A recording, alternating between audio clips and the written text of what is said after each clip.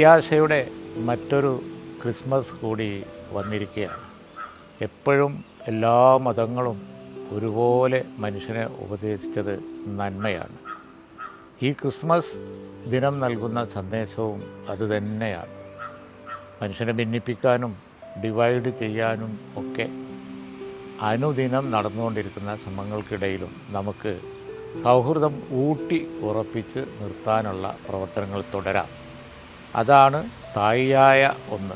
ആ സ്ഥായിയായ നമ്മുടെ പൈതൃകം, പാരമ്പര്യം അതിവിടെ നിലനിൽക്കുക തന്നെ ചെയ്യും. കുറഞ്ഞ ദിവസങ്ങൾക്കുള്ളിൽ ഒരുപാട് സുഹൃത്തുക്കളെ ക്രിസ്മസ് ആഘോഷ വേളയിൽ കാണാൻ കഴിഞ്ഞു. അതുപോലെ തന്നെ പള്ളികളിലും